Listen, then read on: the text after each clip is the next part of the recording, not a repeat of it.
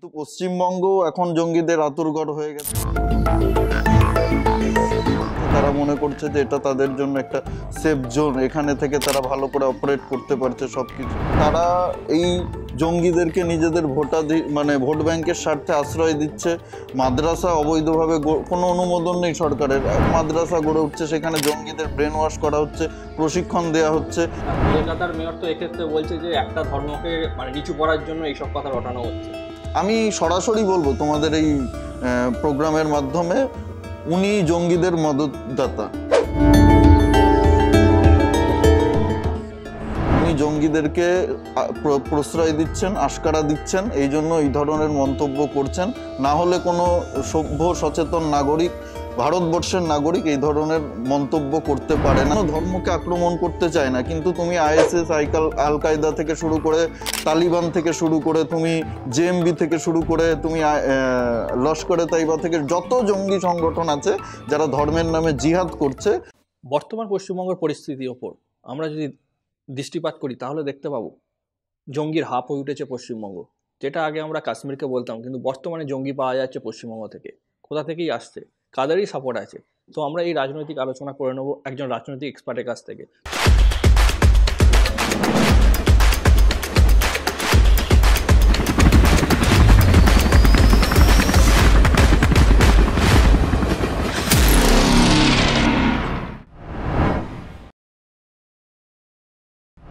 আমি আজকে ওয়েলকাম জানাবো আমাদের অতিথি জাগরণ বাংলা থেকে দিবাকর দেবনাথকে। নমস্কার, সকলকে নমস্কার, জয় হিন্দ। কেমন আছে বলো আগে? ভালো আছি, যতটা ভালো থাকা যায় এই পরিস্থিতিতে। রাজ্যের সার্বিক পরিস্থিতি তো সবাই দেখতে পাচ্ছে খোলা চোখে। এই পরিস্থিতিতে যতটা ভালো থাকা যায় ততটাই ভালো আছি। আচ্ছা, এরকম কথা কেন বলছো যে যতটা ভালো থাকা যায়? না, আশেপাশে তুমি দেখো সমাজ ব্যবস্থা আজকে কোথায়, পশ্চিমবঙ্গের শিক্ষা ব্যবস্থা কোথায়, আমাদের যুব সমাজের আজকে কতটা অধঃপতন হয়েছে, আমরা কোথায় দাঁড়িয়ে রয়েছি, সবকিছু বিচার বিবেচনা করলে আমরা তো সমাজেরই একটা পার্ট। অবশ্যই। আমরা তো এলিয়ান না, আমরা বহির্বিশ্ব থেকে আসিনি, আমরা এই পৃথিবীর অংশ, এই দেশের অংশ, এই রাজ্যের অংশ। তো সবকিছুর প্রভাব আমাদের উপরে পড়ে প্রত্যক্ষ পরোক্ষভাবে। তাই সবকিছু মিলিয়ে মিশিয়েই বলতে হচ্ছে যে চলে যাচ্ছে আর কি, ভালো আছি যতটা ভালো থাকা যায়। আচ্ছা আচ্ছা, আমরা রিসেন্টলি দেখতে পাচ্ছি যে বাংলাদেশ থেকে জঙ্গি, আগে আমরা জঙ্গির হাব বা জঙ্গি পাওয়া যেত আমরা শুনে এসেছি কাশ্মীরেতে, কিন্তু এখন দেখতে পাচ্ছি সেই হাবটা চেঞ্জ হয়ে আমাদের পশ্চিমবাংলা হয়ে যাচ্ছে। এ নিয়ে তুমি কি বলবে? দেখো, পশ্চিমবঙ্গ খুব একটা সেন্সিটিভ জায়গা। ভারতবর্ষের সঙ্গে আমাদের পশ্চিমবঙ্গের সঙ্গে বাংলাদেশের একটা দীর্ঘ বর্ডার শেয়ার হয়, ঠিক আছে, প্রায় 2000 কিলোমিটারের বেশি বর্ডার শেয়ার হয়। আর এই বর্ডারটা কিন্তু ভৌগোলিকভাবে খুবই ডিফিকাল্ট। আপনি যদি দেখেন, এখানে নদী আছে, এখানটায় সুন্দরবনের যে এলাকাগুলো রয়েছে, মালদার যে এলাকাগুলো রয়েছে, সেখানে সীমান্তে পুরোপুরি কিন্তু কাঁটাতার দেওয়া সম্ভব নয়। আর এই অনুপ্রবেশ জঙ্গিদের পশ্চিমবঙ্গে নতুন নয়, আগেও হয়েছে, কিন্তু এখন অতিমাত্রায় বেড়ে গেছে। এর আগেও আমরা দেখেছি খাগড়াগড় বিস্ফোরণ, জেএমবি জঙ্গিদের এই রাজ্যে আস্তানা। কাশ্মীর তো ছিলই, কিন্তু পশ্চিমবঙ্গ এখন জঙ্গিদের আতুরঘর হয়ে গেছে। তারা মনে করছে যে এটা তাদের জন্য একটা সেফ জোন, এখানে থেকে তারা ভালো করে অপারেট করতে পারছে সবকিছু, তাদের যে জাল, সেটা নেটওয়ার্ক, সেটা বিস্তার করতে পারছে। সেই জন্য তারা এটাকে সেফ জোন মনে করছে। এবং পশ্চিমবঙ্গে তুমি যদি দেখো, কিছু জেলা রয়েছে, মালদা জেলা, দক্ষিণ 24 পরগনা জেলা এবং নদিয়ার কিছু অংশ যেগুলো বর্ডার এলাকাতে পড়ে, সেখানে অস্বাভাবিকভাবে অনুপ্রবেশ বেড়েছে। এবং যারা অনুপ্রবেশ করেছে সবই বাংলাদেশ থেকে রোহিঙ্গা, অবৈধ অনুপ্রবেশকারী মুসলমান রয়েছে, যাদের এই দেশে আসার কথা না, যারা ধর্মের ভিত্তিতে দেশ ভাগ করেছিল, ইসলামিক রাষ্ট্র তৈরি করেছিল, তারাও এই দেশে আসছে। কি উদ্দেশ্য নিয়ে আসছে সেটাই তো আমাদের এখনো অনেকের অজানা, যে তাদের উদ্দেশ্যটা কি। তারা এই দেশে এসে জনসংখ্যা বাড়াচ্ছে, সবাই দেখতে পাচ্ছে কিভাবে জাল পাসপোর্ট তৈরি করছে, আধার কার্ড তৈরি করছে, ভোটার কার্ড তৈরি করছে। এটা আমাদের ইন্টারনাল সিকিউরিটির জন্য, অভ্যন্তরীণ নিরাপত্তার জন্য একটা বড় থ্রেট বলেই আমি মনে করি। আচ্ছা, তুমি একটা টার্ম ইউজ করলে যে সেফ জোন। এই সেফ জোন কেন ওয়েস্ট বেঙ্গলই হয়ে উঠেছে অন্য রাজ্যের তুলনায়? সেফ জোন, সত্যি কথা বলতে রাজনৈতিক দলের মদত ছাড়া তো এটা কখনোই পসিবল না। বর্তমানে যে আমাদের রাজ্যে শাসক দল রয়েছে, এটা বলতে কোনো সংকোচ নেই, কোনো দ্বিধাবোধ নেই যে তারা এই জঙ্গিদেরকে নিজেদের মানে ভোট ব্যাংকের স্বার্থে আশ্রয় দিচ্ছে। মাদ্রাসা অবৈধভাবে কোনো অনুমোদন নেই সরকারের, মাদ্রাসা গড়ে উঠছে, সেখানে জঙ্গিদের ব্রেন ওয়াশ করা হচ্ছে, প্রশিক্ষণ দেয়া হচ্ছে। এই যে মুর্শিদাবাদ থেকে দুজন জঙ্গি ধরা পড়েছিল, তারা মাদ্রাসা তৈরি করেছিল। সেখানে স্থানীয় যারা মুসলিম যুবক রয়েছে মুর্শিদাবাদের, মুসলিম যুবক, ছোট ছোট ছেলে মেয়ে, তাদের তো মগজটা এখনো মানে খোলা বইয়ের মতো, খালি মানে কি বলবো, খাতার মতো। সেখানে যা ভরবে তুমি তারা সেটাই মাথায় নেবে। তাদের ব্রেন ওয়াশ করে তাদেরকে জঙ্গি ভারতের বিরুদ্ধে উস্কে দিচ্ছে, সরকারের বিরুদ্ধে উস্কে দিচ্ছে, হিন্দুদের বিরুদ্ধে উস্কে দিচ্ছে। তো এগুলো করতে পারছে খোলাখুলি ভাবে, কারণ প্রশাসন উদাসীন। প্রশাসন যথেষ্ট সতর্ক যদি হতো তাহলে এগুলো করতে পারতো না। তাই আমি বলছি সেফজন আর জঙ্গিরাও এটা কোথাও না কোথাও বুঝতে পারছে যে তারা এখানে এসে যাই করুক না কেন সহজে ধরা পড়বে না, সেই জন্যই আস্তানা গাড়ছে। কলকাতার মেয়র তো এক্ষেত্রে বলছে যে একটা ধর্মকে মানে নিচু করার জন্য এইসব কথা রটানো হচ্ছে। আমি সরাসরি বলবো তোমাদের এই প্রোগ্রামের মাধ্যমে, উনি জঙ্গিদের মদতদাতা, উনি জঙ্গিদেরকে প্রশ্রয় দিচ্ছেন, আশকারা দিচ্ছেন, এই জন্য এই ধরনের মন্তব্য করছেন। না হলে কোনো সভ্য সচেতন নাগরিক, ভারতবর্ষের নাগরিক এই ধরনের মন্তব্য করতে পারে না। তার কারণ রাজ্য পুলিশের এসটিএফ, তুমি দেখেছো যে জঙ্গিদেরকে ধরেছে আসাম পুলিশের সঙ্গে একসঙ্গে মিলেমিশে, এর আগেও ধরেছে রাজ্য পুলিশের এসটিএফ। তো রাজ্য পুলিশও জঙ্গিদেরকে ধরছে, আমরা বলছি না যে ধরছে না, কিন্তু আরো সচেতন, আরো অ্যাক্টিভ হওয়ার কথা ছিল রাজ্য পুলিশের। রাজনৈতিক দলের প্রভাবের জন্য, রাজনৈতিক কারণের জন্য তারা সেইভাবে অ্যাক্টিভ হয়ে কাজ করতে পারছে না। সব চোখ কান খোলা রেখে অনেক কিছু দেখেও ইগনোর করছে। তো পুলিশ কিছু জঙ্গিদেরকে ধরছে, এটা অস্বীকার, এসটিএফ আগাগোড়াই ভালো কাজ করছে, জঙ্গিদেরকে ধরে তারা গ্রেপ্তার করছে। তো যখন ফিরহাদ হাকিম, ববি হাকিম এই ধরনের মন্তব্য করছেন, তখন তিনি রাজ্য পুলিশের উপরেও আঙুল তুলছে, যা রাজ্য পুলিশের যেসব কর্মকর্তারা এই জঙ্গিদেরকে গ্রেপ্তার করছে তারাও রাজনৈতিক উদ্দেশ্য নিয়ে, তারাও একটা সম্প্রদায়কে টার্গেট করছে। আসলে গোটা বিশ্ব জানে, এটা তো লোকানোর কিছু নেই, গোটা বিশ্ব দেখছে যে কারা এই জঙ্গিদেরকে মদত দেয়, কারা এই জঙ্গি সংগঠনের সঙ্গে যুক্ত হয়। হ্যাঁ, আমি কোনো ধর্মকে আক্রমণ করতে চাই না, কিন্তু তুমি আইএসএস, আল কায়দা থেকে শুরু করে, তালিবান থেকে শুরু করে, তুমি জেএমবি থেকে শুরু করে, তুমি লস্করে তাইবা থেকে যত জঙ্গি সংগঠন আছে যারা ধর্মের নামে জিহাদ করছে, তারা সবাই একটা ধর্ম থেকেই বিলং করে। অন্য কোনো খ্রিস্টান, কোনো বৌদ্ধ, কোনো হিন্দু, কোনো সন্ত্রাসবাদী সংগঠনের সঙ্গে যুক্ত হয় না। নিজের শরীরে আত্মঘাতী বোমা বেঁধে সাধারণ মানুষকে মারতে যায় না, AK-47 তুলে সাধারণ মানুষকে হত্যা করতে যায় না। এটা একটা কমিউনিটির লোক করছে, আর এটা গোটা বিশ্ব দেখছে। এটা তো অস্বীকার করার কোনো জায়গা নেই। ববি হাকিম কি বললো না বললো তাতে কিছু এসে যায় না। আমার মনে হয় এই রাজ্যের সাধারণ নাগরিক যারা রয়েছেন, সচেতন নাগরিক রয়েছেন, যারা সবকিছুই দেখছেন খোলা চোখে, তারা সবটাই জানেন কারা এই সব কাজকর্ম করছে। আর ববি হাকিমের কি উদ্দেশ্য নিয়ে উনি এই ধরনের মন্তব্য করছেন, সেটাও আশা করি সবাই বোঝেন। সবাই তো দেখতে পাচ্ছে, সবাই বুঝতেও পারছেন, বাট রেজাল্ট তো সেই একই। এত বড় আজিকর কাণ্ড ঘটে গেল, কিন্তু তারপর আবার পুরো মানে আমাদের যে ভোট হলো তাতে মানে একতরফা ভাবে টিএমসি জয়লাভ করলো। এটা কোনো বিষয় না। দেখো, গণতন্ত্রে রাজনৈতিক দল জিতবে, কোনো রাজনৈতিক দল হারবে, কেউ চিরস্থায়ী না। 34 বছরের যে রাজত্ব সিপিএম এর, কমিউনিস্টদের, সেই তারাও এক সময় মনে করতো আমরা মানে অজেয়, আমাদের কেউ হারাতে পারবে না, আমরাই সব সময় রাজ্যে থাকবো। কিন্তু তাদেরকে হারানো হয়েছে, তারাও এই রাজ্য থেকে বিদায় নিয়েছে, আজকে শূন্যে চলে এসছে, একেবারে শূন্যে। তাদের বিধানসভায় একজন বিধায়ক নেই, একজন সদস্য নেই। তাদের আইএসএফ, ইন্ডিয়ান সেকুলার ফ্রন্ট, মানে স্বঘোষিত সেকুলার ফ্রন্ট, আব্বাস সিদ্দিকীর দল এবং কংগ্রেসের সঙ্গে জোট করে লড়তে হয়েছে, তারপরে তারা একজন বিধায়ককে জিতাতে পারেনি। তো কোনো রাজনৈতিক দল চিরস্থায়ী নয়। আর পশ্চিমবঙ্গে কিভাবে নির্বাচন হয় সেটা তো আমরা সবাই জানি, কিভাবে ভোট লুট হয়, কিভাবে বুথ দখল হয়, রিগিং হয়, ছাপ্পা হয়, এমনকি গণনা কেন্দ্রের ভেতরে ঢুকে কাউন্টিংয়ের সময় ঝামেলা করে অনৈতিকভাবে তাদের প্রার্থীদেরকে জেতানো হয়, সরকারি আধিকারিকরা কিভাবে এর সঙ্গে জড়িত থেকে কাজ করে, এগুলো সবকিছুই তো আমরা জানি, সবকিছুই দেখছি। তো এই ধরনের ঘটনা যতদিন ঘটবে ততদিন তৃণমূল জিতবে। কিন্তু মানুষ কোথাও না কোথাও, তুমি যদি দেখো, তৃণমূলের থেকে সরে আসছে।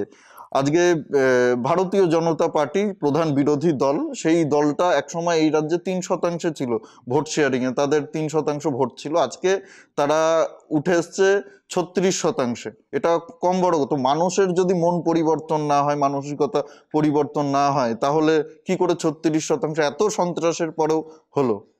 অবশ্যই মানুষ পরিবর্তন চাইছে, আর পরিবর্তন হতে সময় লাগবে। কোনো পরিবর্তন রাতারাতি হয় না। অত্যাচারী যখন চরম সীমায় পৌঁছে যায় তখন তার পতন অনিবার্য, এটা ইতিহাস বলছে, এটা কালের নিয়ম। একদমই। আচ্ছা, রিসেন্টলি আমরা দেখছি দুর্গাপুজোর পর থেকে, দুর্গাপুজো বলো, কালী পুজো বলো, কার্তিক পুজো বলো, যে কোনো হিন্দু অনুষ্ঠানের ওপর মানে এক এক প্রকার আক্রমণ আসছে, মানে একটা সম্প্রদায় থেকে। এটা কি মানে কোথাও গিয়ে মনে হচ্ছে না যে পিছন থেকে একটা বড় শক্তির মদত আছে? নিশ্চয়ই আছে, নিঃসন্দেহে আছে। বড় শক্তির মদত না থাকলে এই ধরনের ঘটনা ঘটতে পারে না। তার কারণ তুমি যদি দেখো, শ্যামপুরের যে ঘটনা, হাওড়া শ্যামপুরের ঘটনা, দুর্গাপুজোকে কেন্দ্র করে, তারপরে গার্ডেন রিচের ঘটনা, সম্প্রতি যে কার্তিক পুজোকে কেন্দ্র করে ঘটনা ঘটলো মুর্শিদাবাদের বেলডাঙ্গায়, সেই সবগুলো ঘটনা মানে উস্কে দেওয়া হয়েছে, একটা সম্প্রদায়কে উস্কে দেওয়া হয়েছে। আর এরা চাইছেই এইভাবে, যেখানে যেখানে যে জেলাগুলোতে, যে অঞ্চলগুলোতে, যে শহরগুলোতে হিন্দুরা সংখ্যালঘু হচ্ছে, হিন্দুদের সংখ্যা কমছে, সেখানে এইভাবে অত্যাচার করে একটা সাম্প্রদায়িক অস্থিরতা তৈরি করে দাঙ্গা বাঁধিয়ে দিয়ে হিন্দুদেরকে টার্গেট করতে, হিন্দুদের বাড়িঘর ছাড়া করতে, এবং তারপরে ছলে বলে কলে কৌশলে তাদের যে জমি সম্পদ রয়েছে সেগুলো কম দামে, কি যেগুলো বাংলাদেশে হয়েছে, পশ্চিমবঙ্গে একই পরিস্থিতি আজকে তৈরি হচ্ছে। পশ্চিমবঙ্গ সেদিকেই যাচ্ছে। সংসদে দাঁড়িয়ে সৌমিত্র খা বলেছিল যে 10 বছর সময় লাগবে না, যদি এভাবেই চলতে থাকে, যে পশ্চিমবঙ্গ বাংলাদেশ হতে যাচ্ছে। একদম সত্য কথা। আজকে আমরা যেখানে দাঁড়িয়ে রয়েছি, আগামী 10 বছর পরে সেখানে আমরা থাকবো না। আমাদেরকেও বাংলাদেশ থেকে যেভাবে অনেকের পূর্বপুরুষ চলে এসছে নিজেদের ধর্ম বাঁচাতে, জীবন বাঁচাতে, সম্মান বাঁচাতে, সেভাবে আমাদেরকেও হয়তো পশ্চিমবঙ্গ ছেড়ে পালাতে হবে, যেভাবে কাশ্মীরি পণ্ডিতরা পালিয়ে গেছিল জঙ্গিদের ভয়ে, সন্ত্রাসবাদীদের ভয়ে, জিহাদিদের ভয়ে, যেভাবে তাদের টার্গেট করা হয়েছিল, সেভাবে 10 বছরের মধ্যে আমাদেরকেও টার্গেট, এই ছোট ছোট ঘটনা এরই ইঙ্গিত দিচ্ছে। একদমই। মানে এটা কেন করছে? কেন করছে পরিষ্কার, তোমাকে বললাম না, যে ওরা চাইছে এখানে নিজেদের সংখ্যা বাড়াতে, নিজেদের নিয়ন্ত্রণে নিতে। রাজ্যে যখনই ওদের সংখ্যাটা বাড়বে, না না, ওইটা তো আমি বুঝতে পারছি না। আমি বলছি যেটা প্রশাসন থেকে এই মদতটা কেন এক প্রকার দেওয়া হচ্ছে? ভোট ব্যাংকের স্বার্থে, পরিষ্কার কথা, ভোট ব্যাংকের স্বার্থে। এই দুধেল গাইদের মুখ্যমন্ত্রী নিজে বলেছিলেন, যেই গরু দুধ দেয় সেই গরুর লাথি খাওয়া ভালো, সেই গরুর লাথি আমরা খাবো। তো লাথিটা তো উনি খাচ্ছেন না, লাথি ওনার দল খাচ্ছেন না। লাথি খেতে হচ্ছে আমাদের মতো সাধারণ মানুষকে, সাধারণ হিন্দুদেরকে, বেলডাঙ্গার হিন্দুদেরকে, শ্যামপুরের হিন্দুদেরকে, গার্ডেন রিচের হিন্দুদেরকে, ধুলাগড়ের হিন্দুদেরকে, সাউথ 24 পরগনার হিন্দুদেরকে, মুর্শিদাবাদ মালদার হিন্দুদেরকে লাথিটা খেতে হচ্ছে। উনি তো ভোট নিচ্ছেন, উনি ভোটে জিতে ওনার ভাইপোর উন্নতি হচ্ছে, ওনার যারা আত্মীয় স্বজন পরিজন রয়েছেন, ওনার যারা সব সময় চটি চাটেন, তাদের উন্নতি হচ্ছে। কিন্তু সাধারণ যারা হিন্দু রয়েছে তাদের তো কোনো উন্নতি হচ্ছে না, তারা তো আরো বিপদের মুখে যাচ্ছে। হ্যাঁ, প্লাস একটা জিনিস দেখা যাচ্ছে যে এটা তো আমাদের মেইনস্ট্রিম মিডিয়া কভারও করছে না। আর দ্বিতীয় কথা হচ্ছে, আমাদের মতো যারা এই ইউটিউব বলো বা মিডিয়াতে, মানে এই সোশ্যাল মিডিয়াতে আমরা আছি, তারা যে নিউজ করছে তাদের উপর আবার অ্যাকশন নেওয়া হচ্ছে।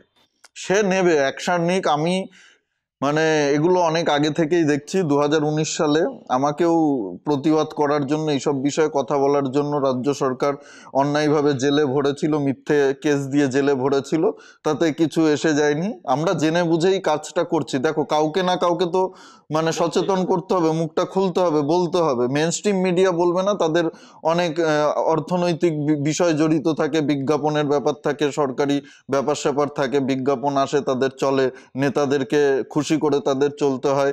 তবে কিছুটা পরিবর্তন এসছে সম্প্রতি। তুমি যদি দেখো, কিছু মিডিয়া, রিপাবলিক বাংলার মতো, যারা কথা বলছে, শাসকের চোখে চোখ রেখে সেই চ্যানেলের সাংবাদিকরা কথা বলছে। তবে সবাইকে মানে আওয়াজ তুলতে হবে। যদি আমরা আওয়াজ না তুলি, আমাদের পরবর্তী প্রজন্ম আওয়াজ তোলার জন্য যে জায়গাটা, সেই জায়গাটাও থাকবে না তাদের। তো আমাদেরকেই লড়াইটা লড়তে হবে। এই লড়াইয়ে বলিদান তো দিতেই হবে, আমাদেরকেই দিতে হবে, কারণ লড়াইটা আমাদের। বাইরে থেকে কেউ এসে তো আমাদের লড়াইটা লড়বে না। রাজ্য আমাদের, বাংলা আমাদের, বাংলা ভাষা আমাদের। এই ভাষাকে, এই রাজ্যকে, এই রাজ্যের হিন্দুদেরকে যদি সুরক্ষিত রাখতে হয় তাহলে আমাদেরকেই কথা বলতে হবে, আমাদেরকেই অত্যাচার সহ্য করতে হবে। কতদিন অত্যাচার করে সেটাই দেখার বিষয়। আচ্ছা, মানে আমি আর একটা কথা যেটা জানবো, এই যে ইন্ডিভিজুয়াল কথা বলা, হুম। এইটা যতটা এফেক্টেড, তার থেকে তো বড় কোনো মানে রাজনৈতিক দলের সাপোর্ট বা কোনো একটা পরিবর্তন এলে সেটা সম্ভাবনা তুমি কতটা দেখছো? দেখো, পরিবর্তনের সম্ভাবনা, সত্যি কথা বলতে অনেকেই নিরাশ হবেন, হতাশ হবেন। আমাদের রাজ্যে যে প্রধান বিরোধী দল রয়েছে চন্দনদা, সেই বিরোধী দলেরও কিছু দোষ আছে, কিছু না অনেক দোষ আছে। তারা যদি একটু সক্রিয় হতো, একটু নড়ে চড়ে বসতে, আসলে আমাদের এই রাজ্যে যারা আমি নাম করেই বলছি, বিজেপি, বঙ্গ বিজেপির যারা নেতৃত্ব রয়েছেন তাদের অনেক দোষ আছে। আমি সমালোচনা করতে চাই না খোলাখুলি, কিন্তু করতে হচ্ছে, কারণ বারবার এই যে ব্যর্থতা, বারবার এই যে অসফলতা, এগুলো চোখে আঙুল দিয়ে দেখিয়ে দিচ্ছে যে তাদের ব্যর্থতা কোথায়। আর এবং সমালোচনা না করলে চোখে আঙুল দিয়ে, তাদেরকে চোখে আঙুল দিলে হবে না, খোঁচা দিতে হবে আমার মনে হয়। খোঁচা দিয়ে তাদেরকে দেখিয়ে না দিলে তারা নড়ে চড়ে বসতে পারছে না। আসলে আমারও সন্দেহ রয়েছে এই রাজ্যে যারা প্রধান বিরোধী দল বিজেপির শীর্ষ নেতৃত্ব রয়েছেন, তাদের মধ্যে কতজন সত্যি মনে প্রাণে চাই বিজেপি এই রাজ্যে ক্ষমতায় আসুক, বা তৃণমূলকে ক্ষমতা থেকে সরাতে। অনেকেই হয়তো চায় না, তাদের আচরণে, তাদের কার্যকলাপে সেটাই মনে হয়। সেইভাবে তুমি দেখো, বিরোধী দলের যেরকম আমি মুখ্যমন্ত্রী মমতা বন্দ্যোপাধ্যায়ের সমালোচক, তার ভুল নীতিগুলো নিয়ে আমি সমালোচনা করব, তার অন্যায়গুলো, তার দলের অন্যায়গুলো নিয়ে আমি সমালোচনা করব 100 বার। কিন্তু যেভাবে বিরোধী দলের নেত্রী তিনি ছিলেন যখন এই রাজ্যে সিপিএম এর সঙ্গে লড়াই করেছেন, উনি যেভাবে লড়াই করেছেন, আজকে সত্যি কথা বলতো সেইভাবে কি বিজেপি লড়াইটা করছে? তারা, তাদের যে নেতৃত্ব রয়েছে, তারা কি লড়াইটা করতে পারছে? পারছে না। একটা ইস্যুকে ধরে মাটি আঁকড়ে পড়ে থাকা, শেষ দেখে ছাড়বো, সেই মানসিকতাটা নিয়ে রাজনীতি করা, সেই জায়গাটা কোথাও না কোথাও তৈরি করতে পারছে না বিজেপি। সব মানে কি বলবো, উত্তরীয় গলায় চাপিয়ে বড় বড় নেতা, কেউ স্করপিও, কেউ ফরচুনার, পিছনে সিকিউরিটি নিয়ে ঘুরছে। সাধারণ দলের কর্মী সমর্থকদের সাথে তাদের সেরকম মানে বন্ডিং নেই। ঠিক আছে, যারা 2021 সাল পর্যন্ত, 2021 সালের আগে মানে 19-এর সময় থেকেই তো দেখছো এখনো পর্যন্ত, আমার কাছে যে ডেটা রয়েছে, 130 জনের বেশি বিজেপি কর্মীরা এই রাজ্যে প্রাণ হারিয়েছে শাসকের হাতে। কাউকে মেরে ঝুলিয়ে দেওয়া হচ্ছে, দুলাল মাহাতো, তিলোচন মাহাতো, এদের কথা সবাই জানে, কিভাবে ইলেকট্রিক পোলে ঝুলিয়ে রেখেছিল, মেরে গাছে ঝুলিয়ে রেখেছিল, পিঠে বড় বড় করে লিখে দিয়েছিল বিজেপি করলে মরতে হবে। তারা তো বলিদান দিয়েছে পরিবর্তনের জন্য এই রাজ্যে, তারা শাসকের হাতে খুন হয়েছে। কিন্তু তাদের মর্যাদা দেওয়ার জন্য এই রাজ্যের বিজেপি নেতারা কতটুকু পরিশ্রম করছে, তাদের পরিবারের সঙ্গে কতটুকু সম্পর্ক রেখেছে, যারা 2021-এ লড়াই করেছিল, সেই সব বিজেপি কার্যকর্তারা আজকে কোথায়? কেন তাদেরকে খুঁজে পাওয়া যাচ্ছে না? তাদের সঙ্গে আজকের নেতৃত্বের সম্পর্ক নেই। এই গ্যাপটা কেন তৈরি হয়েছে? এই প্রশ্নগুলো তো করতে হবে। কেন্দ্রীয় নেতৃত্বকে একটু দেখাতে হবে যে কেন এগুলো হচ্ছে, তারাও যাতে একটু সচেতন হয়। এই রাজ্যে মানুষ চাইছে বিজেপি আসুক, কিন্তু বিজেপি নেতারা কোথাও না কোথাও আমার মনে হয় চাইছে না যে বিজেপি আসুক, বা তারা উদাসীন। তার মানে আপনি বলতে চাইছেন এই যে 38% ভোট পেয়েছে, এটা 36%, হ্যাঁ। 30 অ্যাপ্রক্স, হ্যাঁ, যেটা ভোটটা যে পেয়েছে, এটা বিজেপির ক্রেডিটে পায়নি, টিএমসি ডিসক্রেডিটে পেয়েছে। না, বিজেপির ক্রেডিট অবশ্যই, বিজেপি কার্যকর্তাদের ক্রেডিট রয়েছে, যারা মাঠে লড়াই করেছে, যারা খুন হয়েছে। বললাম, এই যে 130 জনের বলিদানের ওপরেই তো এই সংখ্যাটা এসছে। তারা লড়াই করেছে, তারা মাটিটা তৈরি করেছে। নরেন্দ্র মোদীর মুখ তো রয়েছে, ওনার ক্রেডিট রয়েছে, যেভাবে উনি গোটা দেশ জুড়ে কাজ করছেন সেটাও দেখছে সাধারণ মানুষ, কিভাবে অন্যান্য রাজ্যগুলো এগিয়ে যাচ্ছে, কিভাবে আমাদের পার্শ্ববর্তী রাজ্য আসাম এগিয়ে যাচ্ছে, ত্রিপুরা যেখানে বামেদের শাসন ছিল, সেই ত্রিপুরা থেকেও বামেদেরকে সরিয়ে বিজেপি ক্ষমতায় এসছে, পাশে ওড়িশাতে সম্প্রতি ক্ষমতায় এসছে। সব রাজ্যেই বিজেপি মোটামুটি ক্ষমতায় রয়েছে, সেগুলোও দেখছে সাধারণ মানুষ। এবং বিজেপি কার্যকর্তাদের অবশ্যই মানে অনেক অবদান রয়েছে। তারা যেভাবে মাটি কামড়ে লড়াই করেছে, বলিদান দিয়েছে, জেলে গেছে, শাসকের 1 ইঞ্চি জমি ছাড়েনি, সেই জায়গাগুলো থেকে বিজেপি এই সংখ্যায় পৌঁছেছে। বিজেপি কিছু নেতা, আমি সব নেতাকে বলবো না, কিছু নেতা এই রাজ্যে রয়েছেন যারা লড়াই করছেন, কিন্তু বিজেপির যে সাংগঠনিক দায়িত্বে নেতারা রয়েছেন, যারা সংগঠন দেখছেন, তারা উদাসীন। জেলা থেকে শুরু করে মন্ডল থেকে শুরু করে সব জায়গায় আমি নিজে দেখেছি। আমি বিজেপির সঙ্গে জড়িত ছিলাম, 2021-এ আমি লড়াই করেছি, যুব মোর্চার স্টেট কমিটির আমি মেম্বার ছিলাম। সেখান থেকে আমি সবকিছুই দেখেছি একদম সামনে থেকে, কিভাবে বিজেপি নেতৃত্ব উদাসীন হয়ে কাজ করছে, কর্মীদের সঙ্গে তাদের কোনো সেরকম সম্পর্কই নেই, হাওয়ায় ভেসে রাজনীতি করছেন। সেই জায়গা থেকে এরকম পরিণতি হয়েছে। আচ্ছা, মানে এই যে একটা কথা বললেন যে নরেন্দ্র মোদীকে সবাই দেখছে যে কিভাবে কাজ করছে, কিন্তু নরেন্দ্র মোদীকে দেখাটাই বা ওই একজনের ওপর ডিপেন্ড করাটাই কি বিজেপির জন্য, বঙ্গ বিজেপির জন্য নেগেটিভ পয়েন্ট হয়ে যাচ্ছে না? অবশ্যই, এটা তো আমি বলবোই। এই রাজ্যে তো কিছু কাজ করতে হবে, লোকাল ইস্যু, আঞ্চলিক ইস্যু যেগুলো রয়েছে সেগুলো, মানুষের সমস্যা তো রয়েছে প্রতিটি, মানে তুমি যদি দেখো ওয়ার্ডে, পৌরসভা এলাকায়, যদি গ্রামে যাও, প্রতিটি অঞ্চলে, প্রতিটি পঞ্চায়েতে সমস্যা রয়েছে, কিছু লোকাল সমস্যা রয়েছে। সেই সমস্যাগুলোকে নিয়ে লড়াই করতে হবে কাদেরকে? বিজেপির যারা লোকাল নেতৃত্ব রয়েছে, জেলা স্তরে মণ্ডল স্তরে নেতৃত্ব রয়েছে, তাদেরকে লড়াইটা করতে হবে। রাজ্য নেতৃত্বকে তাদেরকে সহযোগিতা করতে হবে, মদত দিতে হবে। তাহলেই তো পরিবর্তনটা আসবে। নরেন্দ্র মোদী ওনার জায়গা থেকে চেষ্টা করছেন, উনি তো একজন প্রধানমন্ত্রীর চেয়ারে বসে রয়েছেন, উনি গোটা দেশের কথা ভাবছেন, কিন্তু রাজ্যের কিছু ইস্যু থাকে।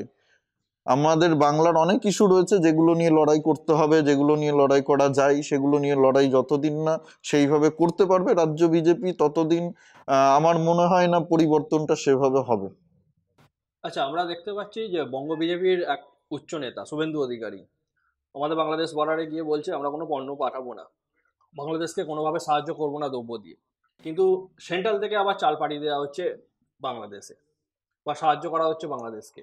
মানে এই, মানে এরকম কেন হচ্ছে? বঙ্গ বিজেপির সঙ্গে কি সেন্ট্রালের কি মানে কোনো জায়গায় কমিউনিকেশন গ্যাপ গ্যাপ হচ্ছে? গ্যাপ তো অবশ্যই আছে, এটা তো স্বীকার করতেই হবে, গ্যাপ আছে।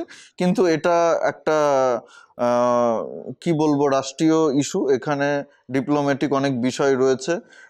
সেগুলো চিন্তা ভাবনা করতে হয় কেন্দ্রের সরকারকে। কোনো একজন রাজ্যের নেতা কি বললো না বললো সেইভাবে তো আর দেশ চলে না, রাষ্ট্র চলে না। আমাদের প্রতিবেশী যতগুলো রাষ্ট্র রয়েছে, নেপাল বলো, ভুটান বলো, শ্রীলঙ্কা বলো, বাংলাদেশ বলো, সবার সাথেই আমাদের সম্পর্ক, সুসম্পর্ক রেখে আমরা তো অন্তত আমাদের তরফ থেকে চেষ্টা করি যাতে সুসম্পর্ক রেখে চলা যায়। তাদের বিপদে আমরা সবসময় সহযোগিতা করেছি, সেটা কোভিড বলো, সেটা কোনো প্রাকৃতিক বিপর্যয় বলো। আমরা, ওরা যাই করুক না কেন, আমরা আমাদের দিক থেকে সবসময় মানবতার হাত বাড়িয়েছি, উদারতার হাত বাড়িয়েছি এবং বাড়াবো। এটা ভারত সরকারের নীতি, ঠিক আছে? তুমি অধম বলে তো আমাকে অধম হতে হবে এরকম কোনো কথা নেই, ঠিক আছে?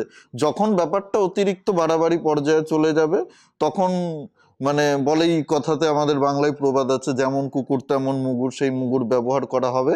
কিন্তু আমরা আমাদের তরফ থেকে সবসময়, ভারত সরকারের নীতি রয়েছে এটা, যে আমরা প্রতিবেশী যে রাষ্ট্রগুলো রয়েছে তাদের সঙ্গে সুসম্পর্ক বজায় রেখে চলবো, তাদেরকে সব দিক থেকে সহযোগিতা করবো। এবং গোটা বিশ্ব এটা দেখছে যে বাংলাদেশ আজকে নিজেদের অবস্থানটাকে কোথায় নিয়ে গেছে, তাদের যে ভারত বিদ্বেষী মানসিকতা কিভাবে বাড়ছে, এবং ভারত কিভাবে বাংলাদেশকে এত কিছুর পরেও সহযোগিতা করছে যাতে সেই দেশের মানুষ না খেয়ে মরে।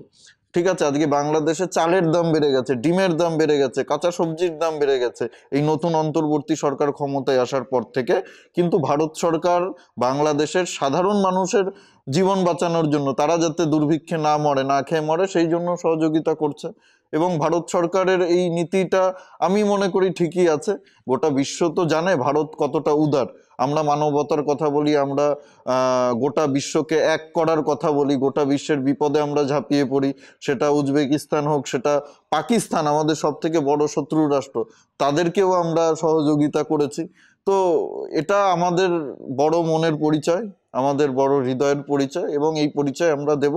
কিন্তু তার মানে এটা নয় যে আমরা দুর্বল। কুকুরকে কিভাবে মুগুর দিয়ে শায়েস্তা করতে হয়, কুকুর যদি পাগল হয়ে যায়, সেটাও আমরা পারি, সেই ইতিহাসও আমাদের রয়েছে। সেটা সময় এলে আমরা অ্যাপ্লাই করব। আচ্ছা, এখানে তুমি একটা কথা বললে যে আগে বাড়ুক, বেড়ে গেলে তারপরে করি, বাড়ার মাত্রাটা কত? কেন দেখতে পাচ্ছি আমাদের জাতীয় পতাকাকে অবমাননা করা থেকে আমাদের বিএসএফ এর ওপর পর্যন্ত হাত উঠেছে, তারপরেও কেন্দ্র সরকার চুপ। না, কেন্দ্র সরকার চুপ আছে কি? কেন্দ্র সরকার দেখো, বর্তমানে যিনি বিদেশ মন্ত্রী রয়েছেন জয়শঙ্করজি, উনি মানে সেরকম লেভেলেরই একজন লোক, তোমরা সবাই জানো। আমরা চাই বিষয়টা অতদূর না গড়াক। দেখো, যুদ্ধ করতে হলে তো বাংলাদেশকে আধা ঘন্টা সময় লাগবে না ভারতীয় সেনার বাংলাদেশকে দখল করতে। হাতে তো কিন্তু মারা না, হাত পাতে তো মারা মারবে, ঠিক আছে, পাতে মারার কি, যেভাবে টাইট দেওয়ার সেভাবে টাইট মারার তো ব্যাপার না এখানে। ওই ধরনের অ্যাকশন নিলে বাংলাদেশের সাধারণ মানুষ, দেখো সবাই ওই ধরনের উগ্র না। বাংলাদেশের, আমি বলছি 60 থেকে 70% মানুষ এরকম উগ্র মানসিকতা নিয়ে চলে। কিন্তু বাংলাদেশেও এরকম অনেকে রয়েছে যারা চাই যে ভারতের সঙ্গে সুসম্পর্ক হোক। তারা ভারতে আসছে প্রতিনিয়ত। আওয়ামী লীগের যারা সমর্থক রয়েছে, যারা মুক্তিযুদ্ধে অংশগ্রহণ করেছিল তাদের বংশধর রয়েছে, যারা এই ইতিহাসগুলো জানে, যারা শিক্ষিত, প্রকৃত অর্থে শিক্ষিত, মাদ্রাসা শিক্ষায় শিক্ষিত, আমি তাদের কথা বলছি না, তারা সবটাই জানে, তারা সবটাই দেখছে। তো দেখো, দু তরফ থেকেই যদি তিক্ততা বাড়ে তাহলে সেই সম্পর্ক ভালো হওয়ার কখনো সম্ভাবনা থাকে না। তো ওরা ওদের অশিক্ষার পরিচয় দিয়েছে, ওরা আমাদের জাতীয় পতাকা অবমাননা করেছে, আমাদের দেশেও তার জবাব দেওয়া হয়েছে। এটা ডিপ্লোম্যাটিক একটা বিষয়। তো তো জনগণ জনগণের মতো ভাবে, আমরা আমাদের মতো ভাবি, কিন্তু সরকারকে অনেক কিছু ভেবে সিদ্ধান্ত নিতে হয়। তবে বিএসএফ নিজেদের কাজ করছে। কালকেই কোচবিহারে বিএসএফ তার কাটা দিয়েছে। বিএসএফ যখনই দেখে চোরা কারবারিরা ঢোকে তখনই গুলি করেছে। সুনামগঞ্জের একজন মারা গেছে কালকেই। তো বিএসএফ সক্রিয় রয়েছে, ওরা জিনিসটাকে বড় করে দেখানোর চেষ্টা করছে। মানে এখন তোমাকে বুঝতে হবে ব্যাপারটা, অন্তর্বর্তী সরকারের উপরে মানুষ কিন্তু বাংলাদেশে রেগে যাচ্ছে। বাংলাদেশের সাধারণ জনগণ এখন অনেকটাই বিক্ষুব্ধ যে তারা দেখছে যে কারণে সরকার পরিবর্তন হয়েছে, নিত্য যেসব পণ্য রয়েছে সেগুলোর দাম বাড়ছে। সাধারণ মানুষ না খেয়ে, মানে যারা 3 বেলা পেট ভরে খেত তারা আজকে একবেলা ঠিকভাবে পেট ভরে খেতে পারছে না। অর্থনীতি খুব খারাপ অবস্থায় রয়েছে বাংলাদেশ। এগুলো থেকে নজর ঘোরানোর জন্য বাংলাদেশের সরকার চাইছে যে ভারতের সঙ্গে একটা যুদ্ধ, একটা একটা যুদ্ধের পরিবেশ, একটা জিগির তোলা, ঠিক আছে, একটা হুড়কে দেওয়া, একটা উত্তেজনার পরিবেশ তৈরি করে বাংলাদেশের মানুষের দৃষ্টি সেদিকে ঘুরিয়ে দেওয়ার চেষ্টা করছে। ভারতও এটা খুব ভালো করে বোঝে, আমরাও সবাই খুব ভালো করে বুঝি। ভারত সেই ফাঁদে পা দিতে চাইছে না। সবকিছু সময় আছে, সময় বিশেষে সবকিছু হবে। যখন দেখবে যে ভারত সরকার সেই ডোজ দিতে হবে, সেই ওষুধটা দিতে হবে, অবশ্যই দেবে। কিন্তু আমরা চাই সম্পর্কটা ঠিক হোক। আর বিএসএফ সচেতন রয়েছে। আমাদের যেগুলো সীমান্তে এখনো তার কাটা দেওয়া হয়নি, মালদার কিছু এলাকা রয়েছে, কোচবিহারের কিছু এলাকা রয়েছে, সেগুলো তার কাটা দেওয়া হবে। সম্প্রতি ভারত সরকার সিদ্ধান্ত নিয়েই নিয়েছে, আমাদের স্বরাষ্ট্র দপ্তর সিদ্ধান্ত নিয়েছে যে কোনো সীমানা তার কাটা ছাড়া থাকবে না বাংলাদেশের সঙ্গে। তার কারণ চোরাচালান বেড়েছে, গরু পাচার বেড়েছে, স্মাগলিং বেড়েছে, মাদকদ্রব্য পাচার বেড়েছে, বাংলাদেশ থেকে অবৈধ অনুপ্রবেশ বাড়ছে। এগুলো তো বন্ধ করতে হবে। তো এগুলো বন্ধ করতে হলে আমাদের ভারত সরকার বিএসএফকে একদম খোলা ইসে দিয়ে রেখেছে। কিছু বিচ্ছিন্ন ঘটনা ঘটছে এবং তার জবাব বিএসএফ দিচ্ছে। বিএসএফ যে ওদেরকে মারছে, ওদেরকে যখন ধোলাই করছে, সেটা বাংলাদেশের মিডিয়া তো আর এখন দেখাবে না। বাংলাদেশের মিডিয়া এখন চীনের মিডিয়ার মতো হয়ে গেছে। চীনের মিডিয়া যেরকম, চীন সরকার যেটা বলে সেটাই দেখায়। হ্যাঁ, হ্যাঁ, ওদের প্রোপাগান্ডা, ওদের যে এজেন্ডা সেটাকেই হাইলাইট করার চেষ্টা করে। বাংলাদেশের মিডিয়াও এখন স্বতন্ত্র নেই। বাংলাদেশের মিডিয়া এখন ইউনূসের, মানে যেটা কথা সেটাই বলবে, ইউনূস যেটা চাইবে সেটাই ওদের চাওয়া। বাংলাদেশের মিডিয়া এখন বাংলাদেশের অভ্যন্তরীণ সমস্যাগুলো নিয়ে কোনো কথা বলবে না। যদি কেউ বলার চেষ্টা করে তাহলে সেই মিডিয়া অফিস ভাঙচুর হবে। সম্প্রতি অনেকগুলো বাংলাদেশে মিডিয়া হাউস ভাঙচুর হয়েছে। তো বাংলাদেশের মিডিয়াকে দোষ দিয়ে তো লাভ নেই। আমরা সবকিছুই দেখছি, ভারত সরকারও সবকিছু দেখছে, এবং সময় অনুযায়ী অবশ্যই ব্যবস্থা নেওয়া হবে, আমি বিশ্বাস করি। তবে হ্যাঁ, এই ঘটনাগুলো যখন দেখছি না, কিছু ক্ষেত্রে আমারও একজন পরিচিত বিএসএফ জওয়ান রয়েছে, দাদা রয়েছে, আমিও কথাবার্তা বলেছিলাম। তো কোথাও না কোথাও বিএসএফ জওয়ান যারা রয়েছে সীমান্তে পাহারা দিচ্ছে, তাদের মনোবলে একটু আঘাত লাগছে যে আমরা এত বড় শক্তিধর রাষ্ট্র, আমাদের অস্ত্র ছিনিয়ে নেওয়ার চেষ্টা করছে, এই সেই, এগুলো বিরুদ্ধে একটু অন্যভাবে ব্যবস্থা নেবে আশা করি ভারত সরকার। একটু আমাদেরকে ধৈর্য ধরতে হবে। আচ্ছা, বাংলাদেশ নিয়ে যখন কথা হচ্ছে, তো বাংলাদেশে দেখতে পাচ্ছি যে সরকার পড়ার পর থেকে সংখ্যালঘু হিন্দুদের ওপর ক্রমশ মানে আক্রমণ তীব্র থেকে তীব্রতর হচ্ছে, যা মানে সভ্য সমাজে একদম কাম্য নয়। তো এক্ষেত্রে তুমি কি বলবে? এবং এর সঙ্গে আর একটা অ্যাড করবো, আমরা দেখতে পাচ্ছি ইসকনের নেতা কে মিথ্যা মামলায় যে কেস দেওয়া হয়েছে, সেখান থেকে কোনোভাবে তার পক্ষে কোনো উকিলকেও দাঁড়াতে দিচ্ছে না, প্লাস উকিল দাঁড়ালো মানে এমনভাবে ডিলে করা হচ্ছে যাতে না তিনি জামিন পান। চিন্ময় কৃষ্ণ প্রভুকে কারাগারে বন্দি করে রেখেছে ইউনূসের সরকার, এবং বর্তমানে বাংলাদেশের প্রশাসন বলো, বিচার ব্যবস্থা বলো, সবাই সরকারের অধীনেই কাজ করছে। সরকার যেটা বলছে সেটাই করছে। বিচার ব্যবস্থা তো আমাদের ভারতবর্ষের মতো স্বতন্ত্র নেই বাংলাদেশে, সেখানে ইউনূসের ইশারাতে সবকিছু চলছে। আর ইউনূসের একার এখানে অনেক বিদেশি শক্তিরও মদত রয়েছে ইউনূসকে ক্ষমতায় আনার পেছনে, শেখ হাসিনাকে ক্ষমতা থেকে সরানোর পেছনে। ইউনূস তো একটা পুতুল মাত্র, কাঠের পুতুল। তো ইউনূস তাদেরকে খুশি করার চেষ্টা করছে, জামাতি জিহাদি যারা রয়েছে ইউনূসের পেছনে, যেসব শক্তি রয়েছে তাদের ইশারাতে কাজ করছে, তাদেরকে খুশি করার কাজ করছে। আর বাংলাদেশে হিন্দুরা কোনোদিনই সুরক্ষিত ছিল না। বাংলাদেশ থেকে হিন্দুরা সবসময় পালিয়ে এসছে। বাংলাদেশে হিন্দুদের সংখ্যা সবসময় কমেছে। আজকে বাংলাদেশে 8%-ও কম হিন্দু রয়েছে। আজকের তুমি যদি প্র্যাকটিক্যালি চিন্তা করো, বললে তো অনেক কিছুই হাওয়াতে বলা যায়, কিন্তু বাস্তবতাটা একেবারেই ভিন্ন। 90% মুসলমানদের দেশে, যেখানে ওদের হাতে বিচার ব্যবস্থা, ওদের হাতে শাসন ব্যবস্থা, প্রশাসন, অ্যাডমিনিস্ট্রেশন, সব কিছু ওদের হাতে। রাজনৈতিক দল যেগুলো রয়েছে, সরকার পক্ষ বলো, বিরোধী পক্ষ বলো, বিএনপি, জামাত, এমনকি আওয়ামী লীগের আমলে যে হিন্দুদের উপরে অত্যাচার হয়নি এমনটা নয়, সেই আমলেও হয়েছে। এখন অত্যাচারের মাত্রাটা অনেক অংশে বেড়ে গেছে। আওয়ামী লীগ একটু ব্যালেন্স করে চলতো, ঠিক আছে, এরা সেটা করছে না। এরা পুরোপুরি একেবারে আফগানিস্তান বানাতে চাইছে, পুরোপুরি পাকিস্তান বানাতে চাইছে, ইসলামিক রাষ্ট্র, হিন্দু শূন্য ইসলামিক রাষ্ট্র তৈরি করতে চাইছে, সেই লক্ষ্য নিয়ে কাজ করছে। তো বাংলাদেশে হিন্দুরা কোনোদিনই সুরক্ষিত ছিল না। আর বাংলাদেশে যখনই হিন্দুরা নিজেদের অধিকার, নিজেদের সুরক্ষা নিয়ে প্রতিবাদ করেছে চিন্ময় কৃষ্ণ প্রভুর মতো, তখনই হয়তো তাদেরকে জেলে ভরে দেওয়া হয়েছে, নয়তো গুম করে দেওয়া হয়েছে, নয়তো খুন করে দেওয়া হয়েছে। তো সেই জায়গা থেকে বাংলাদেশে হিন্দুদের সুরক্ষা সবসময় একটা বড় সমস্যা। তাদের অনেকেই ভারতে চলে এসছে, অনেকের পূর্বপুরুষই ভারতে এসছে।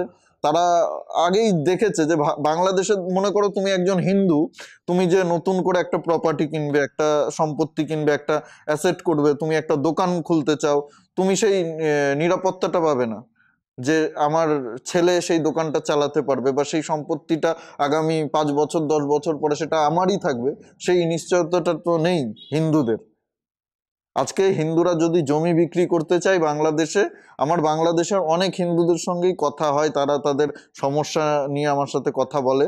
তাদের অনেকের মুখেই শুনেছি যে তারা এখন অনেকেই জমি বিক্রি করতে চাইলেও বিক্রি করতে পারছে না। পার্শ্ববর্তী যারা মুসলিম রয়েছে তাদের বক্তব্য হচ্ছে, এগুলো তো আমরা এমনি ভোগ করব, আমরা বিনা পয়সায় এগুলো ভোগ করব, আজ নয় কাল আমরা পেয়ে যাব, টাকা দিয়ে কেনার কি দরকার, আমরা কিনবো না। তো এরকম একটা সিচুয়েশন বাংলাদেশে বর্তমানে তৈরি হয়েছে। এর থেকে রক্ষা পাওয়ার উপায় আমি অন্তত দেখছি না। হ্যাঁ, একটা উপায় আছে, বাংলাদেশকে ভেঙে হিন্দুদের জন্য যদি আলাদা রাষ্ট্র তৈরি করা হয়, হিন্দুদের জন্য একটা আলাদা ল্যান্ড তৈরি করে দেওয়া হয়, তাহলে হয়তো হিন্দুরা মাথা উঁচু করে নিজেদের অধিকার নিয়ে বেঁচে থাকতে পারবে। নয়তো বাংলাদেশে ওই কুমিরের খালের ভেতরে থেকে বাংলাদেশে হিন্দুদের বেঁচে থাকা খুব দুষ্কর। মানে তুমি বলতে চাইছো যে আর একটা 1971 হোক? হতেই পারে, সেই দিকেই আমরা চাইছি না, বাংলাদেশ চাইছে, বাংলাদেশের মুসলমানরা চাইছে, বাংলাদেশের সরকার চাইছে, জিহাদিরা চাইছে, জামাতিরা চাইছে, তারা চাইছে এরকম একটা পরিবেশ তৈরি হোক। আমরা তো এটা চাইনি কখনো। আমরা চাইনি 1971 হোক, তাদের কারণে হয়েছে, পাকিস্তানের কারণে হয়েছে। পাকিস্তানের সঙ্গে রাজাকাররা মিলে বাংলাদেশে এরকম একটা পরিবেশ তৈরি করেছিল বলেই 71 হয়েছিল। আবার সেরকম পরিবেশ ইউনূস তৈরি করতে চাইছে, যে হিন্দুদের উপরে অত্যাচার করে হিন্দুদেরকে বাংলাদেশ থেকে শূন্য করে। তো হিন্দুরা তো সবসময় মার খেয়ে এসছে, আফগানিস্তানে বলো, পাকিস্তানে বলো, বাংলাদেশে বলো, এসে ভারতে এসছে, ভারতে এসে এখানে আশ্রয় নিয়েছে। তো পালানোর তো আর কোনো হিন্দুদের জায়গা নেই। এখানেও তো সুরক্ষিত নয়, প্রথমে কাশ্মীর ছেড়েছে, কেরালা ছাড়ছে, এখানেও সুরক্ষিত নেই। এখানে সুরক্ষিত যাতে থাকে সেই জন্য আমাদের সচেতন হতে হয়। সেই জন্যই আমি বলছি, শুরুতেই আমি তোমাকে বললাম না যে আমাদের হাতে 10 বছরও সময় নেই, এখনই আমাদের আওয়াজ তুলতে হবে। হয়তো আমাদেরকে এই আওয়াজগুলো তোলার জন্য টার্গেট হতে হবে, অত্যাচারের শিকার হতে হবে, আমাদের ওপরে আঘাত আসবে, কিন্তু আমাদেরকে এই বিষয়গুলো নিয়ে কথা বলতে হবে। এবং বর্তমানে যারা, আমি তোমার এই প্রোগ্রামের মধ্যে দিয়ে যারা দেখছে দর্শক রয়েছে, বিশেষ করে যুব সমাজ যারা রয়েছে, তাদের সকলকে বলতে চাই এই বিষয়গুলো একটু গভীরভাবে চিন্তা করো। তোমরা যদি চিন্তা না করো, তোমরা যদি এখনো রাজুদার পরোটা, উজ্জ্বলদার বিরিয়ানি, কে কতটা ঘি ঢাললো, এগুলো নিয়ে মেতে থাকো, ঠিক আছে, এগুলোর উপরে ফোকাস করো, এগুলো ভাবার বিষয় নয়।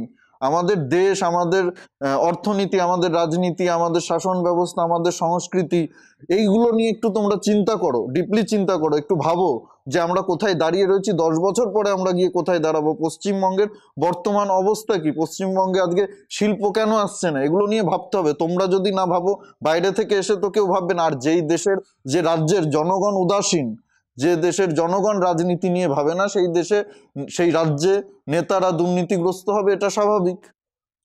নেক্সট জেনারেশনের জন্য রেখে কি যাবো? নেক্সট জেনারেশনের জন্য আমাদের লড়াই করে অধিকার তাদের ছিনিয়ে নিয়ে যেতে। আমরা যদি লড়াই না করি, আমরা আমাদের অধিকার নিয়ে, আমাদের সুরক্ষা নিয়ে যদি চিন্তা প্রকাশ না করি, তাহলে নেক্সট জেনারেশনও করতে পারবে না। তারা আমাদের দেখেই শিখবে। একটা প্রজন্ম যদি মানে পঙ্গু হয়, একটা প্রজন্ম যদি লড়াই করতেই ভুলে যায়, সেই মানসিকতাটাই না থাকে, তাহলে আমাদের দেখে আমাদের পরবর্তী প্রজন্ম, আমার বাবা ভেড়া ছিল, আমিও ভেড়া হব, ভেড়া হয়েই বেঁচে থাকবো, গাধা হয়েই বেঁচে থাকবো, যে যেমন পিঠে বোঝা চাপিয়ে দেবে চুপচাপ নিয়ে চলে যাব, এই মানসিকতাটা তো তৈরি হবে। তাই লড়াইটা করতে হবে অধিকারের জন্য, নিজেদের সুরক্ষার জন্য, পশ্চিমবঙ্গকে বাঁচানোর জন্য। আচ্ছা, তো এতক্ষণ পডকাস্ট দেখছেন, আশা করছি আপনাদের খুবই ভালো লাগছে। তো ভালো লাগলে অবশ্যই একটা লাইক করবেন আর কমেন্ট করে জানান এরপরে কী টপিকের ওপর পডকাস্ট দেখতে চান। তো আমরা একদম শেষের দিকে এসে গেছি। তো পডকাস্ট শেষ করার আগে যেতে যেতে দাদার কাছ থেকে কিছু জেনে নেবো স্পেশালি আমার অডিয়েন্সের জন্য। তোমার চ্যানেলের যারা অডিয়েন্স রয়েছে, আমি তোমার চ্যানেলের অনেকগুলো প্রোগ্রামই দেখেছি। তোমরা যে প্রোগ্রামগুলো করছো সেগুলো আমাদের সমাজে অনেকটা প্রভাব ফেলবে। আমি চাই তোমার চ্যানেল বড় হোক, দর্শকরা তোমার প্রোগ্রাম আরো বেশি করে দেখুক, এখান থেকে শিখুক, এবং বর্তমানে যে অপসংস্কৃতি আমাদের রাজ্যে ছড়িয়ে পড়েছে সেগুলো থেকে বেরিয়ে আসুক। কে কোথায় রিলসে অশ্লীলতা ছড়াচ্ছে, এগুলো না দেখে ভালো কিছু দেখুন, ভালো কিছু করুন। আমি বলছি না যে আমাদের মতো করে ভাবুন, বা আমি যেটা বলছি সেটাতেই আপনি সহমত বা আপনারা সহমত প্রকাশ করুন। আপনারা আপনাদের মতো করে ভাবুন, কিন্তু ভাবুন, এই বিষয়গুলো নিয়ে ভাবুন। আমাদের রাজ্যটা কোথায় দাঁড়িয়ে রয়েছে, আমাদের সমাজটা কোথায় দাঁড়িয়ে রয়েছে, এগুলো নিয়ে ভাবুন। এবং দাদা এই সমস্ত বিষয় নিয়ে প্রোগ্রাম করছে, অনেক ধন্যবাদ তোমাদেরকে, তোমাদের পুরো টিমকে। তোমরা এগুলো নিয়ে ভাবছো, যে অনেকেই ভাবে না, আমাদের সবাইকে ভাবতে হবে এবং বেশি বেশি করে এসব নিয়ে কথা বলতে হবে। অনেক অনেক ধন্যবাদ সবাইকে। ধন্যবাদ তো তোমাকে, মানে তোমার চ্যানেল অনেক বড়, তুমি সেই জায়গা থেকে আমার চ্যানেলে এসেছো। পডকাস্ট যদি ভালো লাগে থাকে অবশ্যই একটা লাইক করে দেবে। এখানেই শেষ করছি। জয় হিন্দ, জয় শ্রীরাম।